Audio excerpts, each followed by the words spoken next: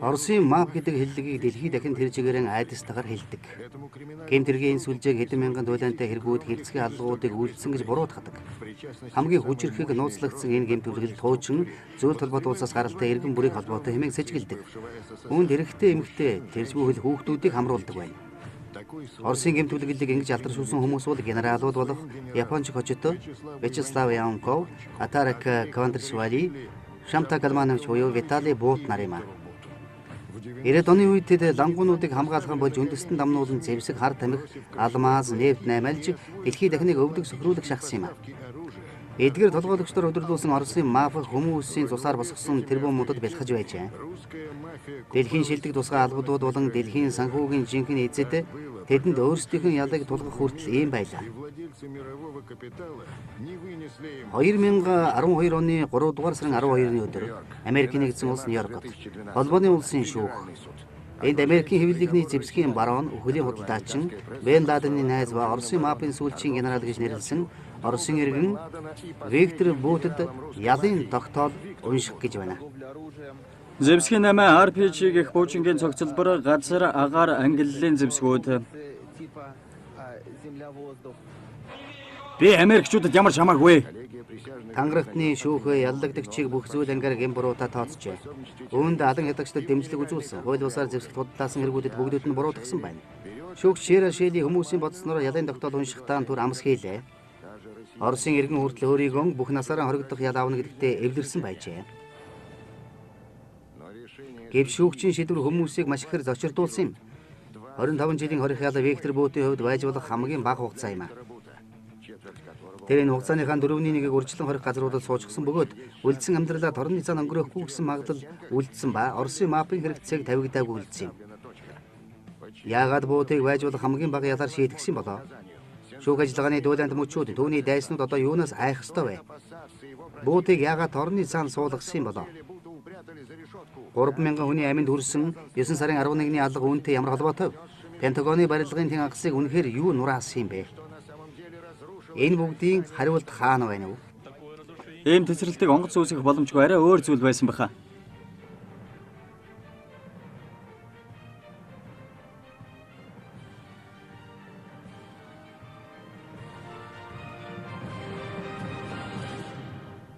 Зөвлөлийн орны маф.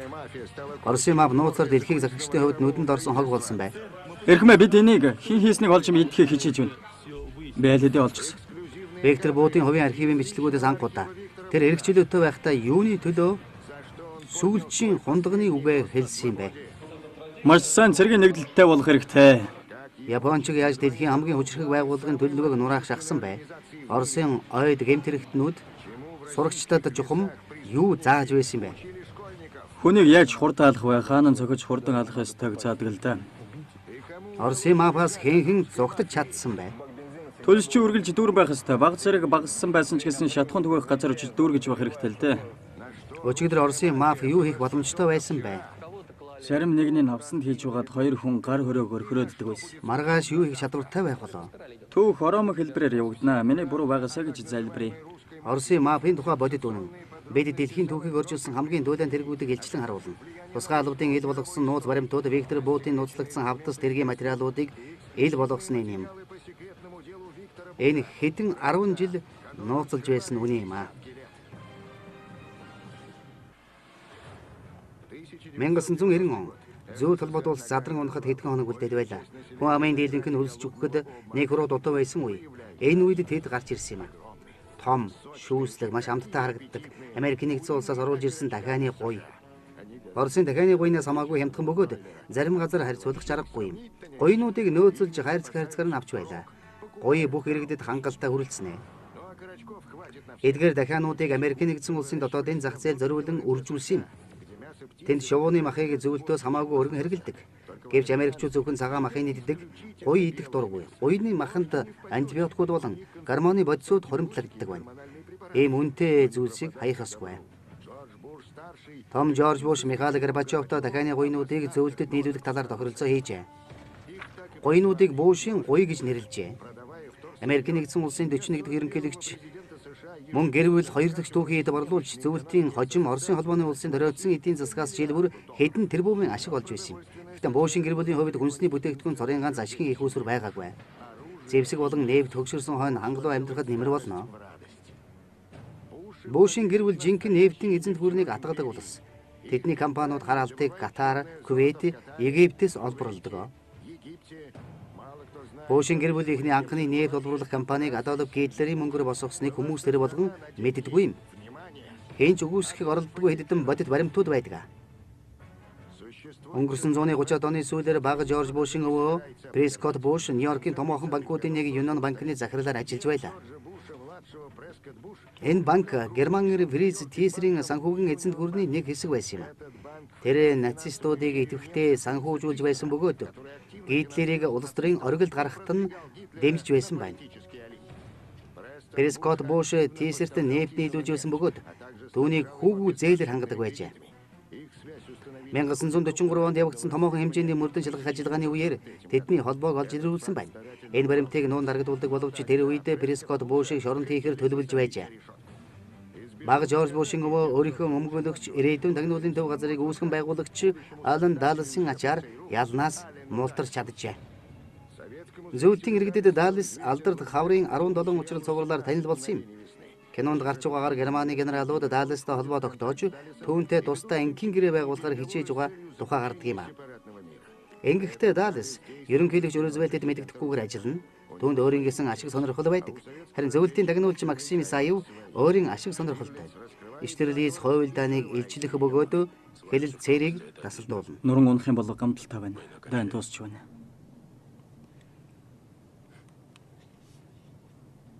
Ерөнхийлөгчийн бодлогыг сөрөх гэж юу?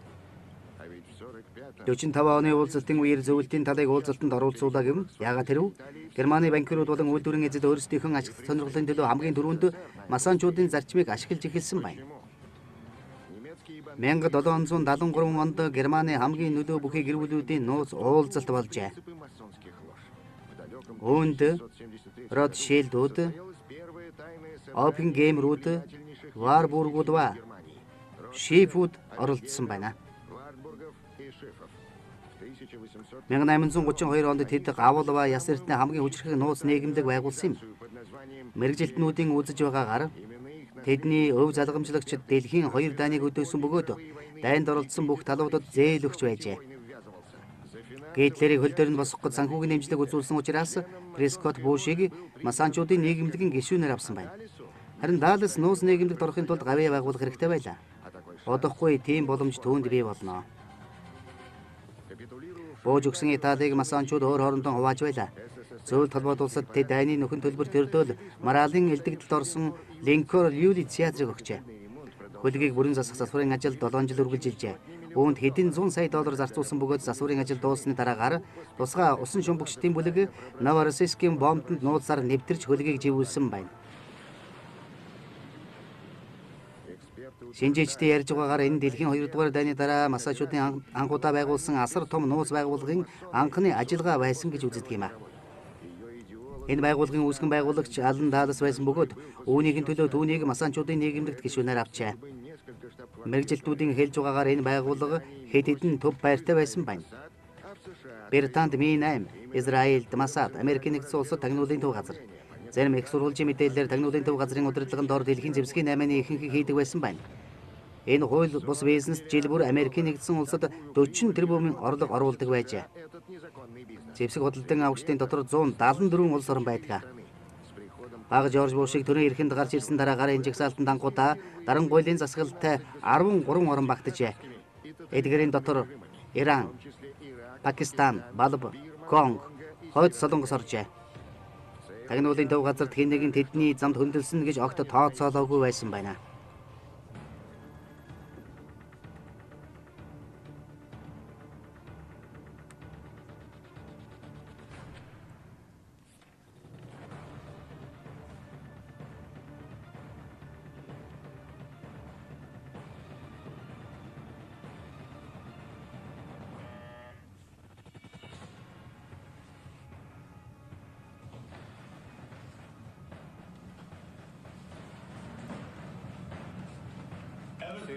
Бүх зүйл ном эсрэг явагдаж байна. Нөхцөл байдал хяналтанд байгаа.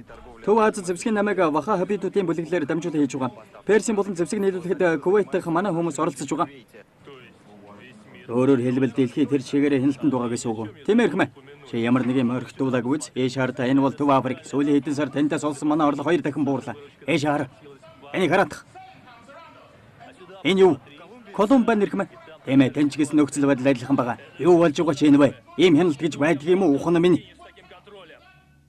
Эрхмээ, бид хин энийг хийж байгааг шалгаж байгаа.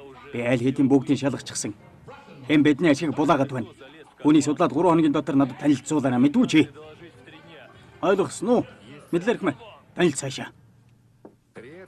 Виктор Бутийн хувийн архиваас авсан ховор бичлэг Арабын Эмират амжилттай шинэ бизнес эхлүүлсний баяр болсон юм а. Хэдэн цагийн өмнө тэр 50 онгоцтой хувийн агаарын тээврийн компани байгуулах гэрээнд гарын үсэг зурсан байна. Мөхөж байгаа гүрний паспорттой иргэнд ийм их мөнгө хаанаас нь орж ирвэ? Физикчийн боловсралтай Виктор Бут зөв толгойд улсыг задран унахаас өмнө гадаад руу томилтоор их нисдэг байсан байна. Ихэвчлэн Африк руу. Тэр гадаад хэл сан эзэмсэн муухай зантай дарангуулагч нартай уулзраа олзож чаддаг байсан байна. Зөв толгойд улс задарсан дараагаар Анголд түүнд хэдэн хуучин онгоцыг бараг үнгүй шахам өгчээ. Энэ онгоцуудаар Бут анхныхаа тээврийн нислэгүүдийг хийж эхэлсэн байна. Баримтлагдсныхаа дараагаар манай сувагт өгсөн ярилцлаганда Виктор Бут цэцэг хүнс тээвэрлдэг байсан боловч ихэвчлэн зэвсэг зөөдөг байсан тухайгаан ярьсан юм аа. Зэвсэг ч гэсэн адилхан л ачаа шүү дээ. Тийм ээ, бид зэвсэг тээвэрлдэг байсан. Эстер дахь Францын цэргийн баазаас зөөсөн. 120 гаруй сэр иргэдийг гадаадын нисэх хүчнээс түрээсэлж авсан. Аан 134 зөөдөг байсан юм аа. Мэргэжилтнүүдийн үзэж байгаагаар Бут Африк болон Латин Америкт Америкийн замыг хаасан гэж ярьдаг. Тэнд явагдаж байгаа иргэний дайны улмаас зэвсгийн наймаачдын хувьд алдны уурхай болоод байлаа. Энэ бол Жорж Бушийн нууц тушаалаас иш татсан хэрэг. Энэ баримт бичгийг Пентагоны хэдхэн ажилтан харсан юм аа. 2006 оны Жорж Бушийн тушаал Виктор Бутийн активуудыг хөлдөх хэрэгтэй. Түүний явуулж байгаа үйл ажиллагаа Америкийн нэгдсэн улсын ардчилсан Конго улсад хэрэгжүүлж байгаа гадаад бодлогод харьшилж байна гэсэн байна. Бид жингээр нь худалдаалдаг. Хэрглэж байсан ч гэсэн сайн нараа байгаа шүү. Нэт хэдийг авах вэ? 5 тоног амнаа. 5 тоног гэж юу? Тийм ээ. Николас Кейжийн энэ дүрийг шүүмжлэгчид түүний амьдралдаа бүтээсэн шилдэг дүр гэж нэрлэв. Тэр зөвлөлт холбоот улсын зэвсгийн наймаачны дүрд маш сайн тогложээ. Тэр кафед ажиллаж байсан ажлан орхиж босгогчдын үдийн зайд автомат буу нийлүүлдэг хүний дүрийг бүтээсэн юм а. Хувьсгалчдад өдрийн хоолнд нислэг тэрэг нийлүүлдэг. Ийм төрлийн үйлдэлд ямар ял ноогдуулдгийг ч мэдэх үү? Байлдааны нислэг тэрэг зарна гэдэг том зорчиж. Оройн хоолны үеэр дарангуулагчдад танк нийлүүлнэ. Та гэмт хэрэг төлөвлөж байгааг би мэднэ. Хэрвээ 7 хоног хүлээх юм бол танд хоёрт тээвэрлэгч авч ирье. Таны хүмүүсийн амийг хамгаалах бөгөөд стратегийн хувьд давуу тал олгон шүү. Маш том давуу тал. Энэ кино хийх саналыг анх Америкийн нэгдсэн улсын гадаад бодлогын зөвлөх өгснэг хүмүүс мэддэггүй юм. Харин гол дүрийг Виктор Бутээс хуулбарлан авчээ. Америкийн нэгдсэн улсын гадаад бодлогын зөвлөхүүд кино зохиолыг редакторлсан бөгөөд зураг авалтан дээр байж Николас Кейжид Оросын алдарт мафийн толгойлогчдыг сайн дүрслэхэд нь тусалж байжээ. Тэдний захиалгаар Кейж байнга цагаан архиун, гоор шидэн бас муухан орос хэлээр хараал урсгана. Чи өөрөө манай хүрээнд ороод ирэхгүй. Би чамд өөрийнхөө бууг харуулмаар байна л да. Найруулагчийн хэлснээр тусгай албадын тусламжтайгаар гол дүрийн ярианд бодит зүйлс нэмж өгчээ. Би одоо л нэг хамгийн шилдэг өхлийн худалдаачин болж чадлаа. Би нэг онгоцтой бус бүхэл бүтэн онгоцны баг тавуулсан. 7 хоногт нэгээс доошгүй удаа би Либерэ, Кот д'Ивуар руу зэвсэг зөөдөг болсон. Ихэнх нийлүүлэлтэндээ зориулж би баримт бичгүүдийг хоромж хариулдаг байсан. Хэрвээ хугацаа шахуу байвал баримт бичиггүй. Дэлхийн шилдэг бүтээл Осама бин Ладенд чим хүндэтгэл үзүүлж байгаагүй юм. Энэ кино Америкчуудад хуучин зөвлөлтөөс гаралтай хүмүүст айсгансан хандлага төрүүлэх ёстой байлаа. Надад юу байгааг хараач. РПГ. Энэ бүгдийг та нарт авчирсан. Ав. Үнэгүй. Би зэвсэг бэлгэлж байна шүү дээ. Лалын шашинд орохын тулд юу хийх ёстой вэ?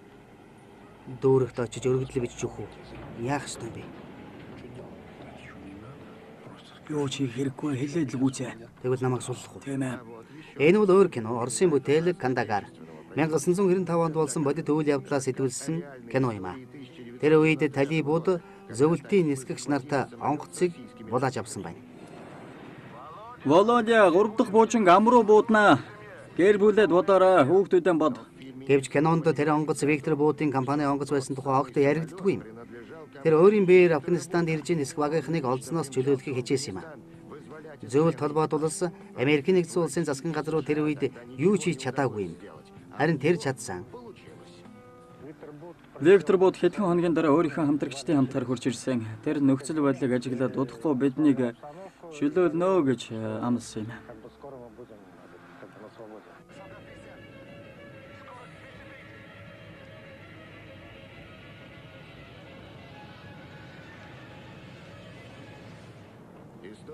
Кандагарт болсон түүх Виктор Буудын бүгдийг чаддаг болохыг харуулсан юм.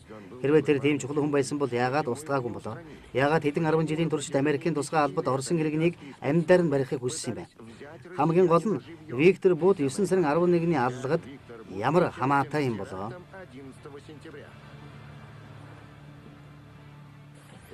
Виктор Буудын хувийн архиваас авсан бичлэгүүд тэд эрх чөлөөтэй байхдаа юуны төлөө сүүлчийн хундгаа өргөсөн бай. Маш сайн эв нэглэлтэй цэргийн нийгэмлэг болохын төлөө.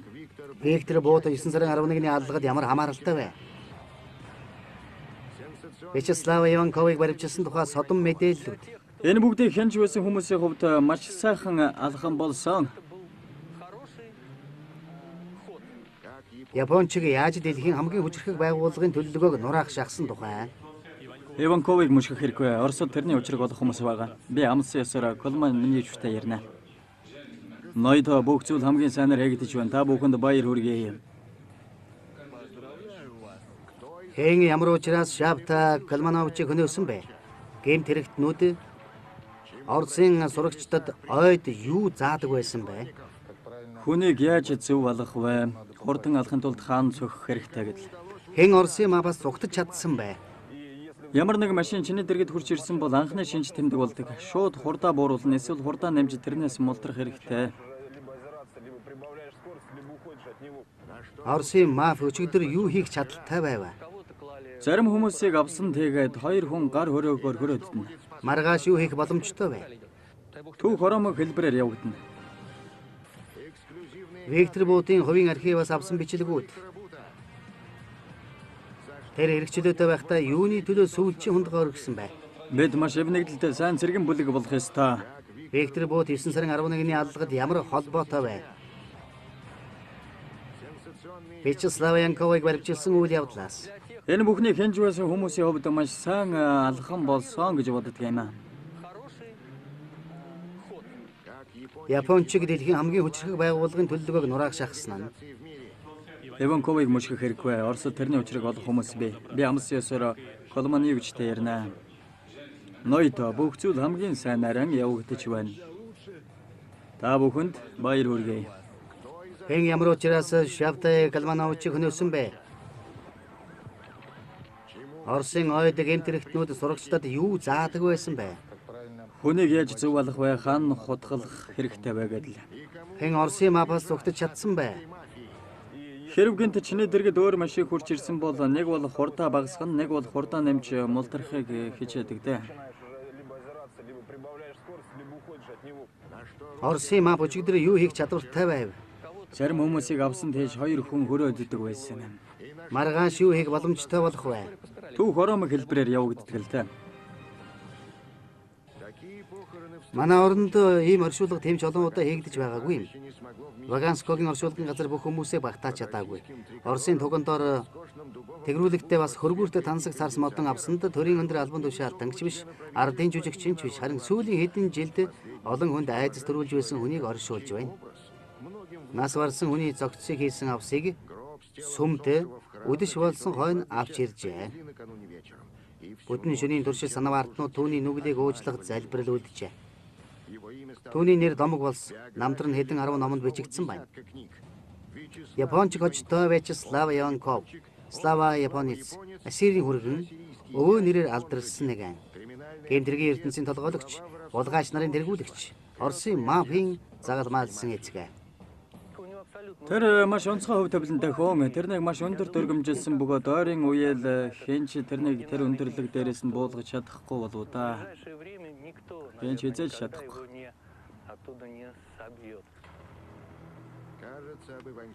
Иванковын тухай шинэ зүйл юу ч ярих боломжгүй мэт санагдана. Гэвч эдэж бидний гарт Оросын хамгийн алдартай гэмт хэрэгтний хувь тавиланд тодтгол их баримт орсон юм. Хэрцгий бөгөөд зарчимч Япончгийг ашигласан байжээ. Эхлээд зөөл толгойд улсын тусгай албад, дараагаар нь Америк нэгдсэн улсын тусгай албад ашиглажээ.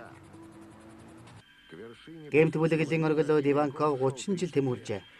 Сургуульд байхдаа боксинг спортын мастер болох болцлыг хангасан байна. Харин Япончиг хочийг нүдний хэлбэрээс болж биш. Харин житсугийн арга мэхийг сайн эзэмснийхээ төлөө тэр авсан юм. Үүнээс гадна тэрээр акробатч мэрэгчлэр циркийн сургууль төгссөн байна. Ойролцоогоор энэ үеэс хойш тэр хулгай хийж эхэлжээ. Геннадий Горьков түүнийг өөрийнхөө бүлэглэлд урах хүртэл тэр ганцаараа ажилладаг байсан байна. Геннадий бол Монгол хожтой алдартай хулгайч байлаа. Тэр их залуутай Монголын бүлэглэлд орсон. Хоёр дахь үүрэг гүйцэтгэдэг байсан хэдий ч тэмч дур түн байгаагүй л дээ. Монголын бүлэглэлийг хэвчлэн нууц саятнууд, жижиг үйлдвэрлэгчид, дамын наймаачид, хуучны эзүүс судалдагчид, цуглуулагчид болдог байлаа. Тэд цагдаагийн газарт нэг ч гомдол гаргаагүй юм. Нэгдүгээр төгжингүй социализмын улсад зохион байгуулалттай гэмт хэрэг гэж албан ёсоор байдаггүй байсан.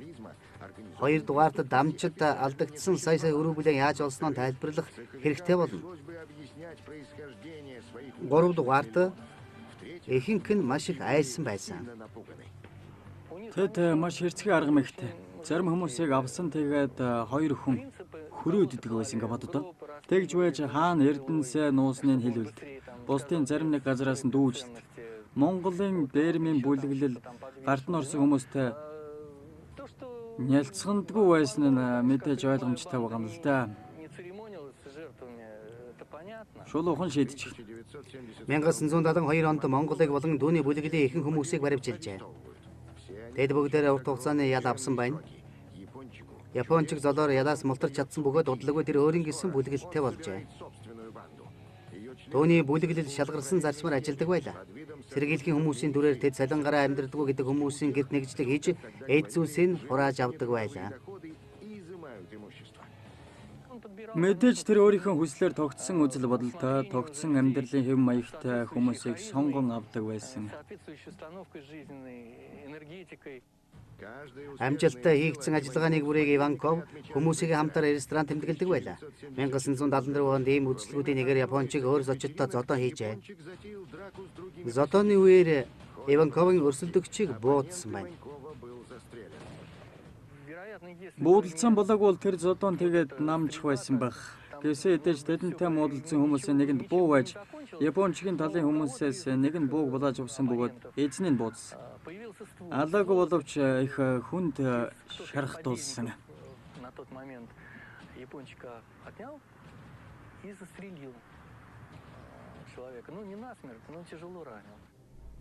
Япончгийг хүн амны хэрэгээр баривчилсан байдаг юм а. Гэвч түүний эсрэг эрүүгийн хэрэг хурдан хаагдсан.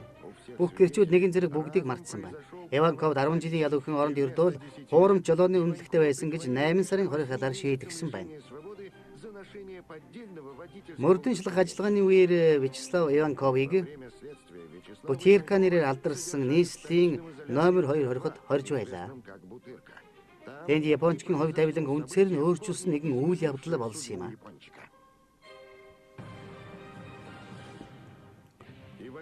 Иванков хүн амны хэрэгээс мултарч чаджээ. Түүнд 10 жилийн ял өхөн оронд хуурамч жолооны үнэлэг авч явсан хэрэгээр 8 сарын ялаар хоржээ. Мөрдөн байцаалтын үеэр Вячеслав Иванковыг Бутирка нэртэй Москва хотын номер 2 хориход хорж байжээ. Тэнд Япончгийн хувь заяаг үндсээр нь өөрчилсөн нэгэн үйл явдал болсон юм а. Түүнийг загалмайлсан байна. Өөрөөр хэлбэл хуульчлагдсан хулгайч болгожээ. Энэ камерт, энэ орон дээр энд Иванковд мөрөн дээр нь болон өвдөг дээр нь 5 талтай одуутыг шивсэн байна. 34 наснда тэрээр гэмт ертөнцийн хамгийн залуу шилдэг хулгайч нарын нэг болж өргөмжлөгдөжээ. Хуульчлагдсан хулгайч гэдэг бол тусдаа ертөнц, маш ноцтой хүмүүс. Тэднийг гэмт ертөнцийн генерал уудч гэж нэрлэнэ. Тэднийг өргөмжилсэний дараагаар тэд хулгайч нарын ойлголтоор бусдын эдлэж болдог амьдралын хэрэглэнээс татгалзаж эхэлнэ л дээ. Өөр ертөнцид амьдарч эхэлнэ л гэсэн үг. Гэмт ертөнцийн бичигдээгүй хуулиар хуульчлагдсан хулгайчийг гэр бүлтэй болж болохгүй. Ажил хийх ёсгүй дүрмтэй. Эргчлөөтэй болсныхон дараагаар Иванков эхнэрээс нь салжээ. Геймт ертөнцийн оргилд гарснаар Иванков халдашгүй дарах хэрэгтэй болсон юм. Түүнийг алах нь битгий хэл доромжилж болохгүй байсан.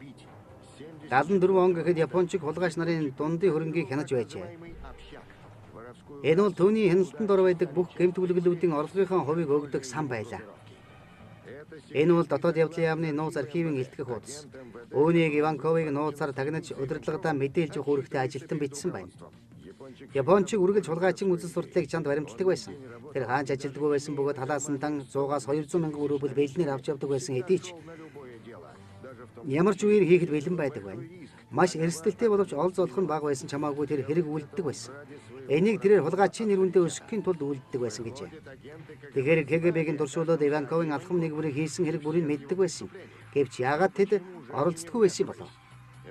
Маш хачирхалтай сонсогдох хэдий ч мэрэгжилтнүүдийн үзэж байгаагаар Япончгийг дэмжиж байгаад хожим түүнийг Америкийн тусгай албаттай хийх дайнд том хөзөр болгон ашиглахаар бэлтгэж байжээ.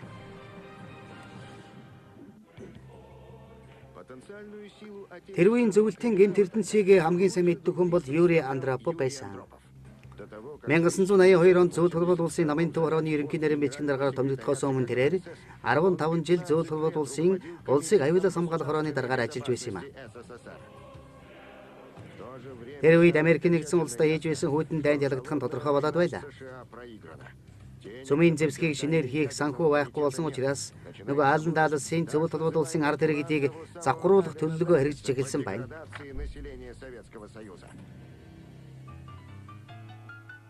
1980-ад оны ихэнх үеэр зөвлөлтийн ямар ч гэр бүлийн мөрөөдөл нь Ветко автомат угаалгын машин мөн видео тоглуулагч байлаа. Улс орон даяар хүчирхийлэлээр дүүрэн Америкийн хүүхэлдэйн кинонууд тархаж эхэлжээ. Порно кинонууд болон аль алийн агуулсан хямдхан боевик кинонууд түгэж эхэлсэн байна. Энэ бүгд Далласын төлөвлөсөн ёсоор хийгдэж байсан юм а. Зөвлөлт холбоот улс даяар элэгний хорт авдраар өөхөх хүүхэл нэмэгдэж дагаад гэр бүлийн хүчирхийлэл газар авсан юм. Гэмтэргийн тойрос нэмэгдсэн байна. Хоригдлуудаар дүрсэн шоронгуудад хэрэгтнүүд багтхан болжээ. Хоригдлууд бослог гаргаж эхэлсэн байна. Бид маш ховор материал олж авч чадсан. Магадгүй тэр үед хууль сахиулах байгууллагын удирдлагууд анхудаа барууны орнуудын үл үзэгдэх боловч хүчирхэг дайралтын эсрэг эх орны гэмт бүлэглүүдийг сөргүүлэн тавихаар шийджээ. Эхлээд Иванковын ур чадварыг ашиглажээ. Түүнийг зориуд гэмт ертөнцийн хаан болгосон мэт сэтгэл төрж байна. 81 он түүнийг баривчилж чанга дэглэнтэй хорих руу 14 жилийн ялтаагаар суулгажээ. Энэ үед гэмтрийн тоо огцом өсөд байлаа. Хоригдлууд нь багтаж ядсан шоронгуудад өмнө самуун дэгдэж бослог гарч эхэлжээ. Харин Иванков шиг нэр хүндтэй хулгайч торны цаана орж ирснээр хоригдлууд тайвшрах ёстой байлаа. 3000 эрчүүд хоригдож байгаа 20 ангид нэг хуульчлагдсан хулгайч орж ирмэгцээ. Тэр ертөнц тэрний мэдлж шилждэг байсан. Гэвч Иванковын хувьд бол зүгээр нэг тэрнийг шоронд хийх нь хангалтгүй байсан юм а. Виктор Бот 9 сарын 11-ний аллагад ямар хамаатай вэ? Виктор Ботын хувийн архиваас авсан бичлэгүүд. Тэр эргчлөөтэй байхдаа сүүлчийн хундгаа юуны төлөө өргөсөн бэ?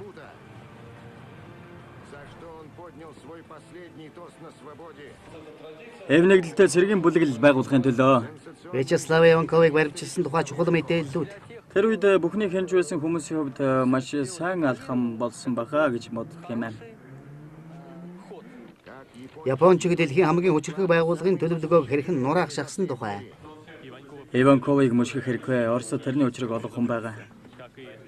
Шабтай Калманевич Оросд байгаа. Тэрнтэй ярилцж болно. Ноёдо бүх зүйл маш сайн явагдаж байна. Та бүхэнд баяр хүргэе. Ямар учраас Шабтай Калмановичийг хөнөөсөн бэ? Гэмт хэрэгтнүүд ойд сурагчдад юу заадаг байсан бэ? Хүнийг яаж зөв хурдан алах вэ? Хаашин цохиж унгах вэ гэдэл. Хэн Оросын мапаас зүгтэж чадсан тухай өгүүлэх болно. Машины банк үргэлж дүүрэн түнштэй байх ёстой. Өөрөөр хэлбэл чи үе түншээ дуусаагүй ч гэсэн дүүргэж байх хэрэгтэй л. Оросын мап өчигдөр юу хийх чадвартай байсан бэ? Зарим хүмүүсийг авсанд хийж байгаад хоёр хүн хөрөөддөг байсан. Тэд маргааш юу хийх чадвартай байх вэ? Түүх оромог хэлбэрээр явагддаг л та. Виктор Бот 9 сарын 11-ний аллагтай ямар холбоотой вэ? Виктор Бутын хувийн архиваас авсан бичлэгүүд. Тэр эргчлөөтэй байхдаа хамгийн сүүлийн хундгаа юуны төлөө өргөсөн бай? Маш сан ав нэгдэлтэй зэргийн бүлэгтэй болгохын төлөө. Вячеслав Янковыг баримтжсан тухай бодит баримтууд. Энэ бүгдийг хянч байх хүмүүсийн хувьд маш сайн алхан болсон. Япончууд дэлхийн хамгийн хүчирхэг байгууллагын төлөвлөгөөг нураах шахсан нь. Иванковыг мөшгөх хэрэггүй. Оросод тэрний учрыг олох хүн байгаа. Шабтай Колмановичтэй ярья. Ноёто бүх зүйл маш сайн явагдаж байна. Баяр хүргэе. Хэн ямар учраас Шабтай Колмановичийг хөнөөсөн бэ? Оросын ойд Оросын гэмтэрэгтнүүд сурагчдад юу зааж байсан бэ? Хүнийг яаж зөв болох вэ? Хаашаа нь худгалах ёстой вэ гэдлээ. Оросын мафиас хэн зүгтэж чадсан бэ? Машины банк үргэлж түлшээр дүүрэн байх ёстой. Бензин дуусаагүй ч гэсэн үе үе заавал дүүргэж байх хэрэгтэй л дээ. Оросын маф өчигдөр юу хийдэг байсан бэ? Зарим хүнийг авсан тэгээд 2 хүн хөрөөддөг байсан. Маргааш тэд юу хийх бол? Түүх оромог хэлбэртэй байдаг л дээ. Зөв талбайтуулсад тэр үед ч одоогийн Оросд ч хууль бусаар улаан бүс буюу шоронгийн захиргаа мэдээлэгч нарын тусламжтайгаар харгас шийтгэл оногдуулах замаар эмх замбраатай байлгадаг бүс ба хар бүс гэж хуваагддаг байсан байна. Хар бүсэд эмх журмыг хуульчлагдсан улгаач нар тогтоодог. Энэ тухай зөв хүмүүс мэднэ. Гэвч өнгөрсөн 130-аад оны үед нэр төртэй хулгайч нарт зэвсэг хүртэл өгдөг байсан байна. Гэмт хэрэгтнүүдийн дотроо сонгож авдаг мэдээж хэрэг тэдгээрийн дотор боловсролтой, зайлтай, хөдөлгөөнтэй хүмүүс багтана л да. Тэднийг ашиглаж хориглолтын нөгөө хэсгийг дарамталдаг байсан. Тэрчгүй хэл тэднийг гар буугаар зэвсгэлдэг байсан. Би энэ дээрээгүй бол ойролцоогоор 40,000 орчим тийм хүн байсан баха. Хориглолт үе олноор зугтаж эхлэх үед энэ бүхнийг зогсоос. Гэвч тэр хүмүүс өөрсдийнхөө үүргийг гүйцэтгэсэн. Александр Гуров Оросын мафийн тухай бүгдийг мэднэ. Тэр Оросын бүлэглүүдийн талаар хэдэн зуун нийтлэл номч бичсэн. Энэ номыг бичсэний төлөө Мав түнд өгөхөд оноожээ. Гэвч дотоод явдлын яамны генерал Оросын гэмт ертөнцийн зөвхөн сул талыг биш, мөн давуу талыг судалсан юм а. Тийм учраас одоо болтол тэр амьд байгаа юм. Өмнө нь би гэмт хэрэгтнүүдийг суулгадаг байсан. Одоо цэцэрлэгт мод тарьж байна шүү дээ. Александр Гуровын хэлж байгаагаар дээр дурдгдсан хяналтын арга нь эцэстэн хориглолууд олноороо зогтсон учраас амжилт олоогүй бус. Харин гэмтэргийн ертөнцид шинэ хууль дүрм тогтоосон учраас амжилт олоогүй байна. Дарахаа эрэхтэй хулгайч нар хэтэрхий тансаглаж эхэлсэн бөгөөд өмнө нь ийм байгаагүй юм. Тэд өөрсдөө тойруулан маш хатуу чанд харилцааны дэг журам тогтоожээ. Одоо бид анхудаага Оросын маф ямар тогтолцоотой байдгийг анхудаа харуулна. Схем зургаараа пирамидаар дүрслэх боломжтой. Суурьнд нь энгийн гэмтэрэгтнүүд байдаг. Тэд үр дагаварт санаа зовлгүйгээр дурын тушаалыг биелүүлдэг. Сергей тийм хүмүүсийн нэг байсан юм. Тэр өөрийнхөө царайг харуулахгүй, овгийг нэрлэхгүй байхыг хүссэн. Түүний ярьж өгсөн зүйлийн төлөө мафийнхан өөрт нь үхэх ял ноодуулж магадгүй юм а. Мөн эргчлөөтэй байгаа гэр бүлийнхэн ч тэд алж магадгүй.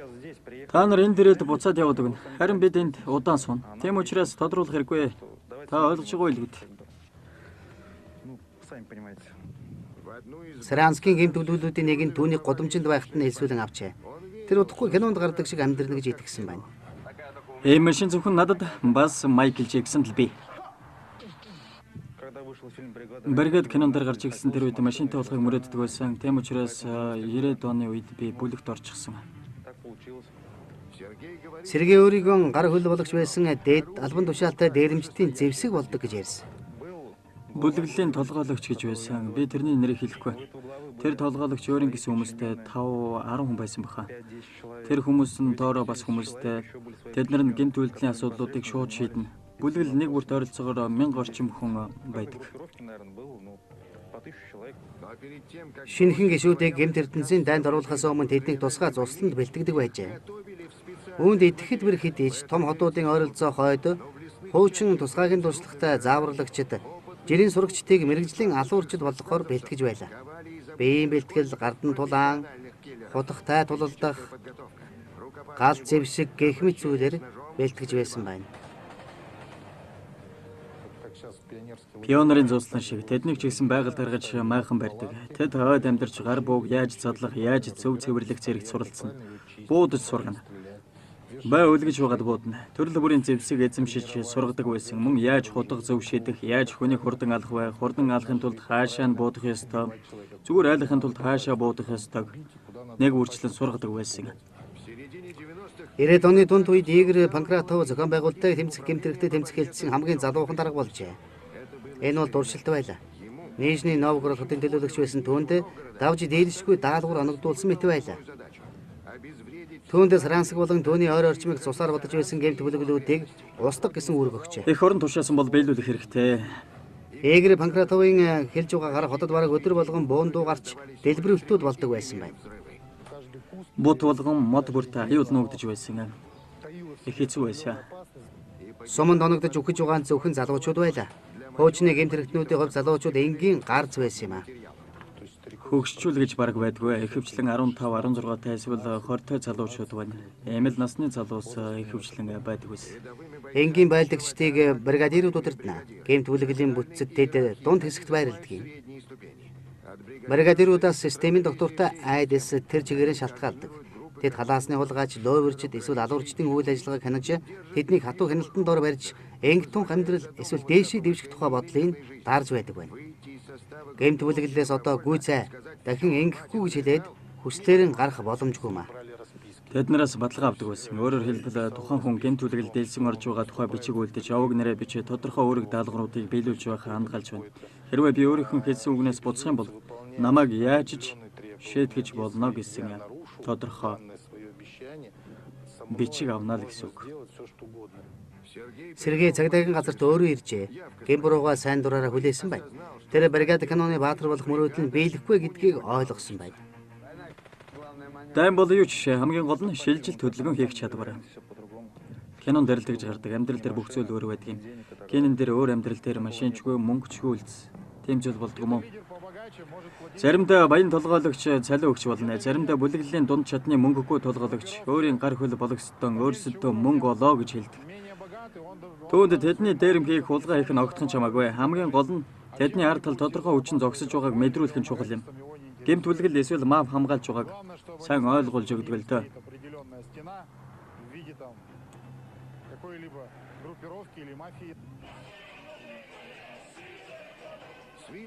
Энэ бол өнгөцсөн харахад жирийн хурим, лонх додар согжилтөө бүжиг. Гэхдээ зочид маш дайсагнсан хандлагатай байна. Камера хураа бичлэг хийж болохгүй. Энэ бол дотоод явдлын яамны хаалттай архивын бичлэг. Сүйт залуу Сергейн гишүүн байсан бүлэглэлийн толгойлогч. Найр тансаг болж байна. Өгч байгаа бэлгэнүүд үнэтэй эд зүйлс байна. Толгойлогч нар нь гадаад руу явж 50,000 еврогоор өөртөө хэмэл шүүд хийх боломжтой байдаг байсан. Тэд 2,000 еврогоор нэг лонх дарс авах чадaltaй. Тансаг амарна. Харин жирийн гишүүдийн эхнэрүүд хөөхөддөө өмсөөлөх хувцсгүй байдаг байсан юм. Тийм л их ялгаатай байгаантай. Гэхдээ ийм толгойлогч гэсэн гинжи хэлхээний нэг хэсэг. Хэрвээ тэдний гаргаж байгаа шийдвэр нь гэмтэргийн ертөнцийн дүрмтэй зөрчилдөж байвал энэ тохиолдолд хуульчлагдсан хулгайч нар оролцдог байна.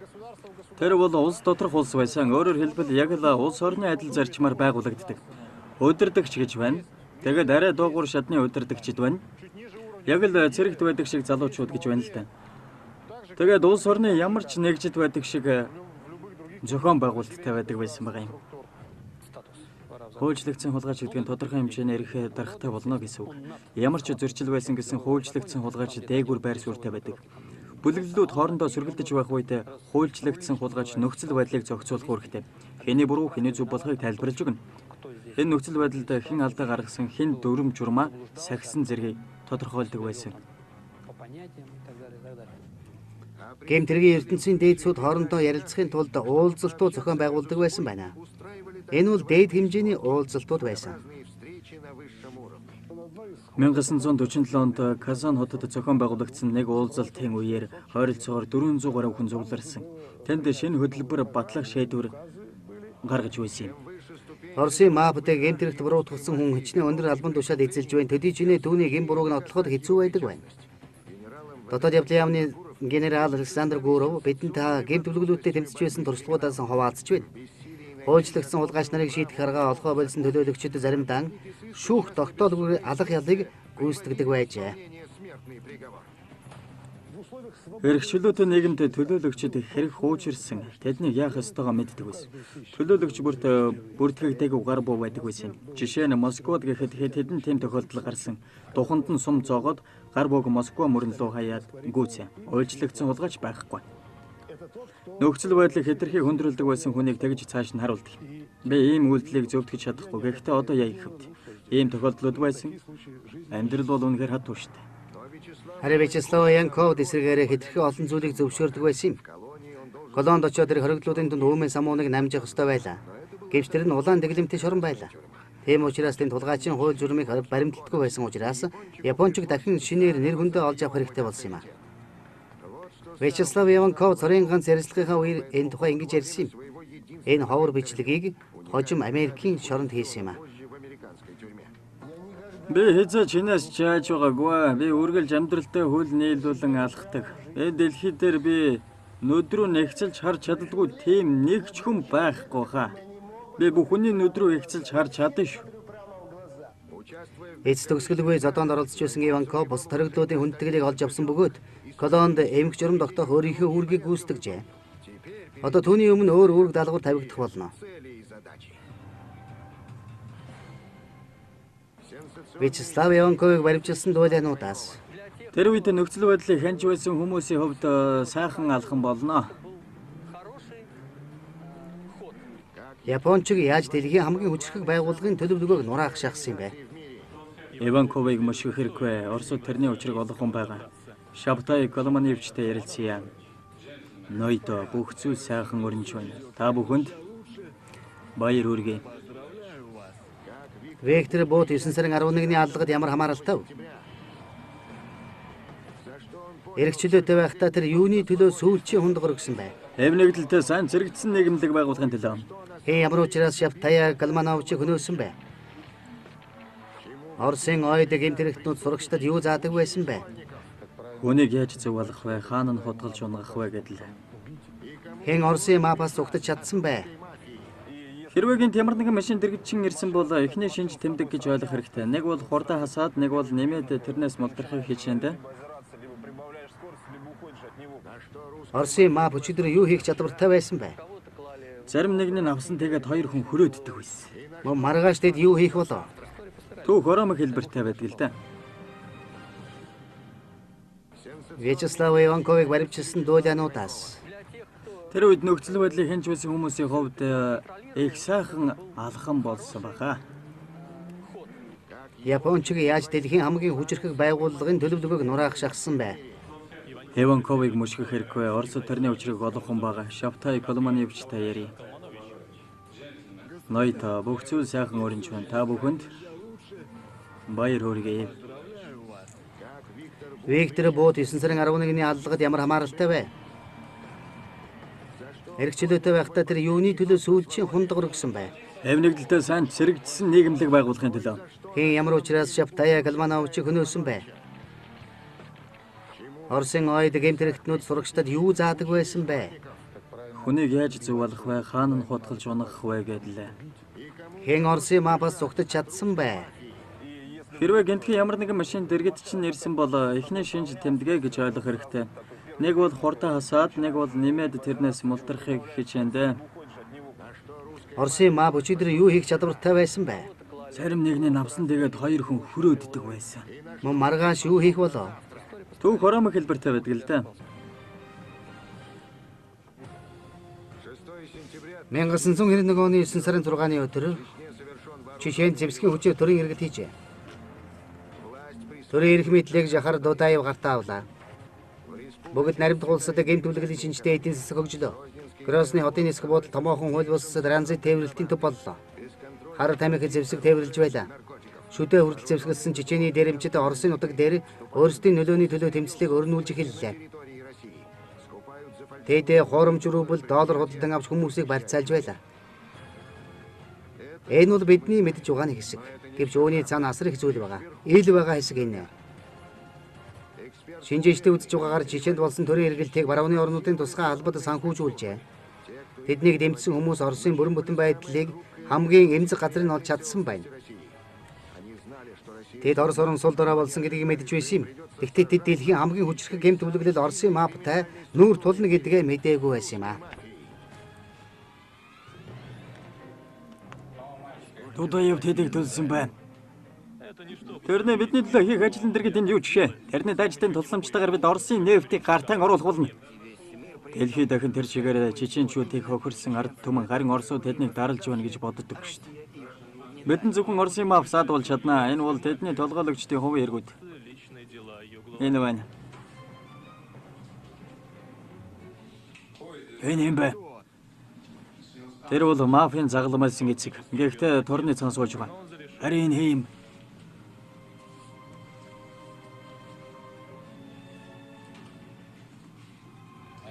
Энэ юм бэ? Оторик Ватаршвили. Манай мэрэгжилтнүүд тэрнийг устгахаар ажиллаж байгаа. Энэ бол төмөрийн үеэр азар бүтэн үлдсэн зодиак нэвтрүүлгийн бичлэг. Шоуны бүх оролцогчид хомгийн ордон төрсэн хүмүүс юм. Танким Дмитрий Маликов, Сергей Крилов, Дмитрий Харатьян, Олег Янковский, бас Ясов Кавзанар байна. Гэвч хөтлөгч хэний дэргэд эдгээр одод хинч биш болохыг мэдэх юм аа. Оторик Ватаршвили. Манай найзууд таны тухай сайн мэднэ, ноён Оторик. Энэ халзарч байгаа Кавказ ирийн төлөө танкимд байгаа алдартай жүжигчид бас дуучид алга нэжигнүүлэн дашгад тэр талархал илэрхийлнэ. Тэд бол маш даруй хүмүүс. Тэдний даруй зан нэр алдартай энэ зэрэгцэхгүй. Энэ хүмүүс бол агуу хүмүүс. Би хэдэн 10 жилийн турш тэдэнтэй хамт аз жаргалтай амьдардаг. Агуу Яригийн Шота Руставелийн оронд хэлсэнчлэн найз нөхөдгөө хүн өөртөө дайсан болдгоо гэж. Олны өмнө Вантрашвили чадварлагаар урлагийг тэтгэгч улс төрчийн дүр тоглоно. Гэвч энэ студид байгаа хүмүүс Аляркийн жинхэнэ үннийг мэддэг бололтой. Тэр бол хүчрэх гэмт бүлэглэлийн толгойлогч хүн. Анкараага жирийн ракетээс эхэлж байсан бол одоо нефт худалдаалдаг болжээ. Залуу байхдаа тэр гэмж болохыг хүсч байжээ. Гэвч дөнгөж 4 дахь удаагаас ангаахт орж чадсан байна. Тэр өөр тавилантай байхаар төрсөн юм. 66 онд Батаршвилийг хүчингийн хэрэгээр торны цаан суулгасан байна. Тэр 4 жилийн дараа шоронгоос удаашралтай шизофрени гэсэн оноштойгоор суллагджээ. Тэр цагаас хойш түүний дотор 2 огт өөр хүн амьдарч эхэлсэн юм. Нэр хүндтэй Хөлөг Баатар болон зарчимгүй дээрэмчин хоёр. Вантаршвили болон нэлээд сонирхол татах сүнэлтэй. Гэхдээ хэрвээ тэрнийг өнөөгийн хэмжээрээр авч үзэх юм бол тэр чөтгөрч биш. Тэр үед бидний төсөөлж байсан шиг тийм мундагч хүн бас биш л дээ. Тэгэхдээ энэ бүхэн тэрний давуу талуудыг тэрнийг алдаршуулсан хэлэлцээр хийх ур чадварыг яагаад ч үгүйсгэж чадахгүй. Эдгээр чадваруудаас нь болж хүмүүс тэрнийг их хүндэлдэг байсан. 80-аад оны ихэнх үед Атарик хүүхдүүдийг динамоны гэмлэх чөлөөд бүхрэ хичээлдүүлдэг байсан бөгөөд Бряскогийн дэргэдэх чэнжүүдийг хамгаалдаг байжээ. Алдар дээрэмчин Монголын танилын хувьд тэрээр Вячеслав Янковтой танилцжээ. Бодлого тэд хамгийн сайн найзууд болсон юм аа. Вантрашвили Александра, Савай Казинок, Ленинградская, Интурист университетская зочдлуудыг хянаж байжээ. Атарикийн зарчим бол мөнгө цагаан нүд бол. Тэр үнэт эдлийн зах зээл дээр ноёрхлон тогтоосон бөгөөд Москва хотын төлбөртөө хувийн бие засах газруудын эзэмшигчээр ажиллаж байсан юм а. Тэрний хийж байсан бизнес тийм ч цэвэр байгаагүй. Энэ тодорхой зүйл. Гэвч тэр үед хэн ямар ч өөгүй байсан гэдэл. Тэр үеийн дээрэмч дундаас Атарикийг зөвхөн Италийн Козо Нострогийн адил гадаад төрөх бус мөн 90-ад оны үеийн ёс суртахуун ялгаруулж байсан юм а. Тэрээр албан ёсны эрх мэдэлтнүүдтэй ойр байж чаджээ. Атарик харгас эрхгээд хууль бус үйлдэлүүд аллагуудаар ашиг олж байхаар хууль сахиулах байгууллагуудаа нөхөрлөж тэрж бүх хэл туслах ёстойг ойлгосон байна. Тэр хууль сахиулагчтай зориулан Элд Бамба нэртэй сан байгуулжээ. Атарик Вантрашвилигийн дүү хөдрийн лоовэрчин Эмиразыг Москва хотын сэргийлэхийн өндөр албан тушаалтан хамгаалдаг байсныг бүгд мэднэ. Харин Атарик өөрөө Лубянка дээр олонтой үзэгддэг байж. Гудамжны гэмт хэрэгтнүүдээс ялгаатай байсан. Жишээ нь гудамжны даримч хүн дээр очиод цүнхийн булааж төрөвчийн дээрэнтэд зүгтэн. Зохион байгуулалттай гэмт хэрэг гэдэг бол арай өөр зүйл. Тэнд өөрийн гэсэн бүтэц зохион байгуулалт бий.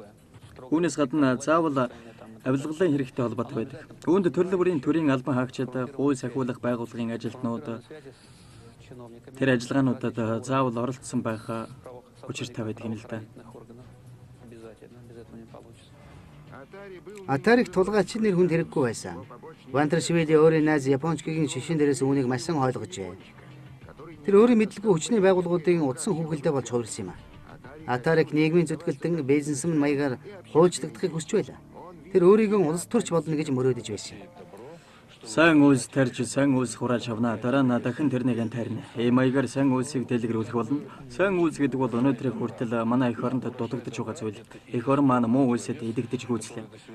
Тэгээд сайн үйлсээр тэрнийг дарах ёстой л доо. Сайн үйлсээр дарах ёстой. Спортын сургуулиуд хаагдж байгаа үеэр зөвлөлтийн бахархал болсон боксчид, дорны тулааны урлагийн мастерууд, бөхчүүд ба биатлончид өөрсдийнх авиасыг зөвхөн гэмт бүлэглүүдэд гаргах боломжтой болжээ. Атарик удахгүй өөртөө өөрийн гэсэн айрам хэрэгтэй болохыг мэдэрч байлаа. Тэр боловсралгүй мэрэгжилгүй тамирчдыг эрүүл улс орон нэрийн дор нэгдэхээр шийджээ. Тэд Атарикт төрсэн аав дамид итгэсэн байна. Загалмаасаа эцэг нь байж болох юм аа. Бэ манай улс оронд эрүүл хүчтэй хүүхдүүд хэрэгтэй. Тэд хар тамхинд додсон гэр оронгүй хүүхдүүдээс хамаагүй дээр. Энэ бол ямар ч хэрэгэлцээгүй хийгдэж байгаа ёстой тийм сонголт л доо. Бидний зөвхөн энэ хүчил хөдөлгөж байна. Эрүүл хүүхдүүд бидний доторч мөн өөрсдийн хүүхдүүдээ эрүүл өсгөхийг хүмүүс болгон л хүсэж байгаа л баг. Тийм болохоор энэ бол тэрнтэй л адилхан зүйл л дээ.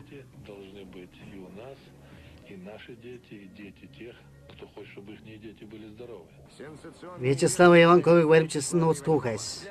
Тэр үед энэ бүгдийг хянж байсан хүмүүсийн хувьд энэ их сайхан алхан болсон л доо.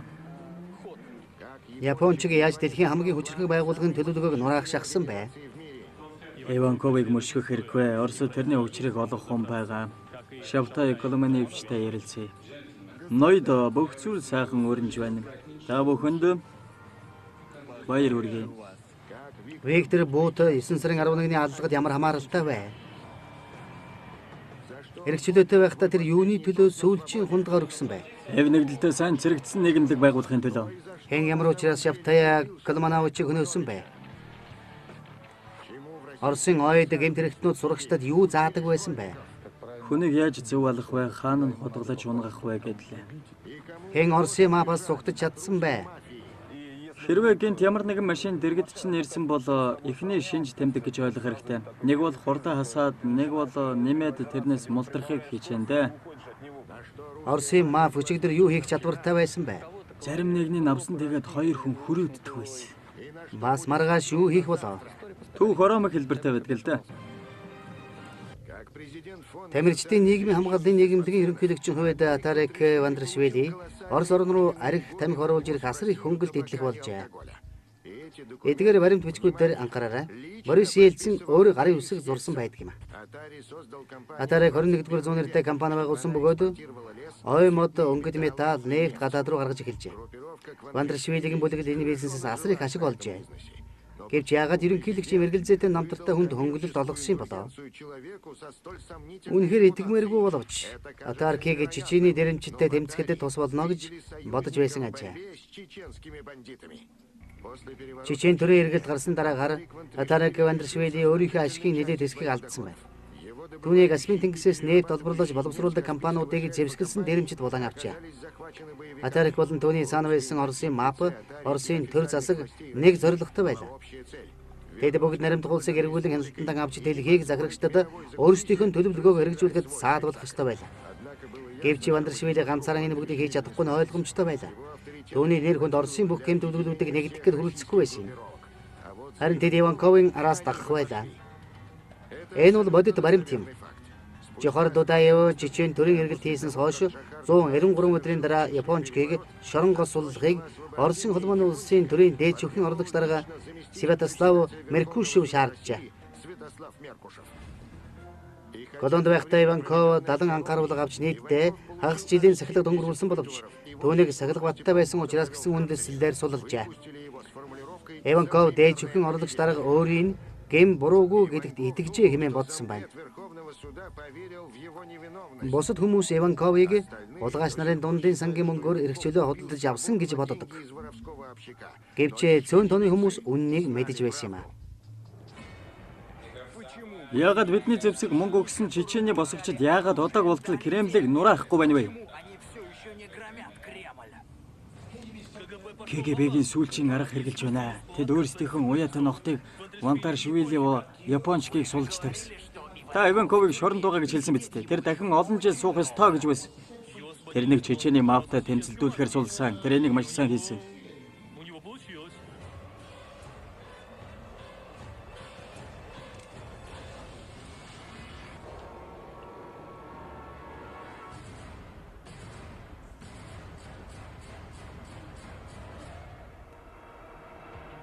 Оросын төв хэсэг тэр чигээрээ гэмт бүлэглүүдийн тулаанд татагдан орлоо. Гигэн цагаан өдөр хөнөөж. Байлдаантай кино дээрх шиг буудсан байна. Гэвч Оросын мафыг дутуу үнэлсэн байна. Томоохон хэмжээний дайнд Оросын маф бэлтгэлтэй байжээ. Бүхэл бүтэн мэргэжлийн алуурчдын арми. Энэ тухай тэр үеийн Оросын тусгай албадч мэддэггүй байсан. Гадаадынхан тэр тусмаа мэдээгүй юм аа. Хариуцлагаас мултрах солиотой болж жүжиглэх галзуугийн эмнэлэг тавьдаг гэх мэт аргуудтай. Ниши Городскийн нэг бүлгэлд цэргүүдээ шүхэртэй үсэрч сургадаг байсан. Десантынхантай хамт бэлтгэл хийдэг байсан юм да. Их чанга дэглэмтэй байсан юм. Гадаадын тагнуулчид Оросын мафт байсан зэрэг үсгийн талаар ч дутуу ойлголттой байсан байна.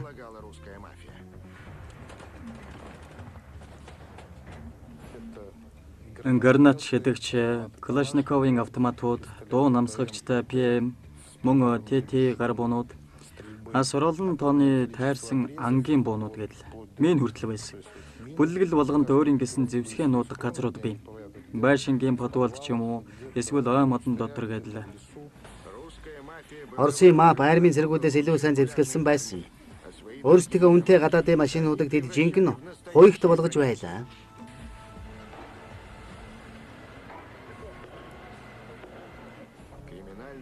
Славян болон Чечений гэмт бүлэглүүдийн хоорондын дан хэдэн мянган хүний амийг авч оджээ.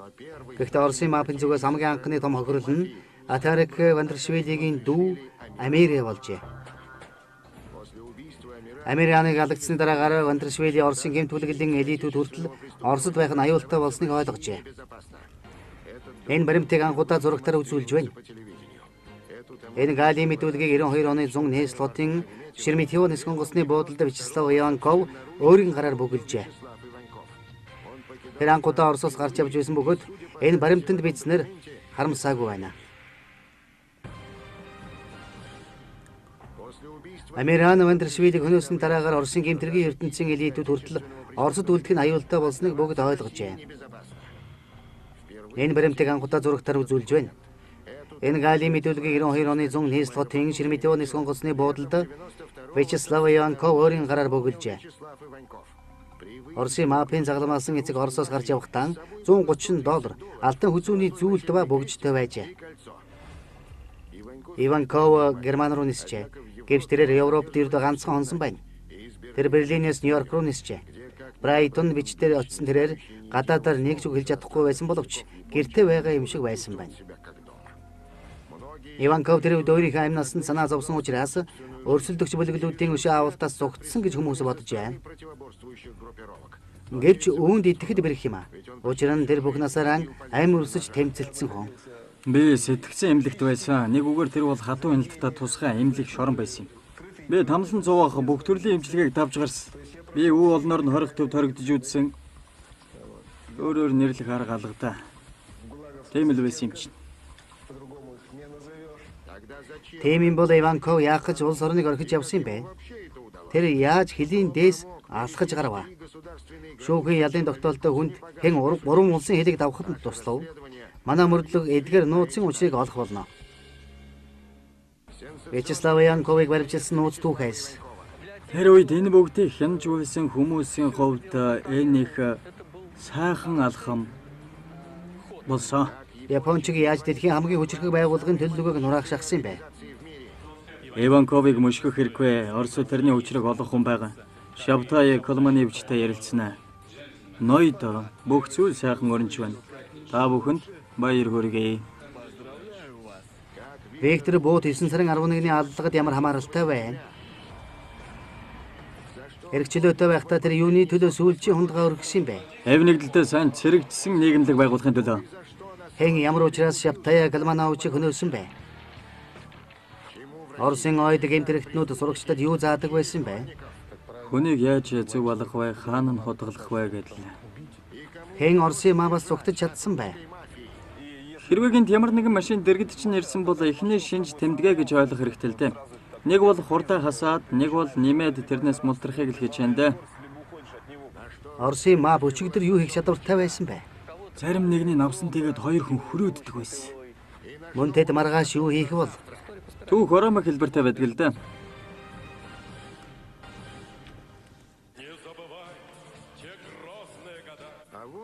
Энэ бол Атарик Вандершвилигийн хамгийн сайнаас Йосеф Кобзон 20 жилийн туршид Америкийн нэгдсэн улс руу гарахыг хичээж байна. Тэр Америкийн нэгдсэн улсын элчин сайдын яамны хар дансанд бүртгэгдсэн юм. Түүнийг Оросын гэмт төлөвлөлийн толгойлогч нартай нөхрөлдөг хэмээн буруутгадаг. Алдарт дуучин гэмт этгээдүүдтэй нөхрөлдөг гэх боловч Вандершвилтэй нэг ширээний ард сууж байхыг бид харсан. Йосеф Давидович Кобзон манай нэр хүнд бөгөөд сүнс сүлд. Энэ бол өөр нэг бичлэг. Энд гарч байгаа идэвхтэн нэгэн бол Шаптай Калманович. Калмановичтай нөхрөлсөн жүжигчтэй маш ашигтай болдог байсан байна. Энэ хүн хэн Оросд илүү алдартай болж хэн доошоо орохыг шийддэг байсан юм. Шаптай Калманович баг Оросын бүх алдартнуудын концертуудыг зохион байгуулдаг байсан байна. Тэр муу нэртэй болоод байсан Высоцкийг хүртэл Америк руу гаргаж чадсан. 90-ад оны үеэр Шаптай Калманович дэлхийн ододтой хамтрахаар шийдлээ. Тэр анхудаа Оросын холбооны улсад Лайза Минелли, Хосе Каререс болон мэдээж хэрэг Майкл Джексон-ын амьд тоглолтыг зохион байгуулсан юм. Ийм том хэмжээний үйл явдлыг 80-ад оноос хойш зөвлөлт холбоот улсад зохион байгуулж байгаагүй юм. Энэ зэнгэлдэх хүрээлэнд бамбуурчтай салхас хийж байсан юм.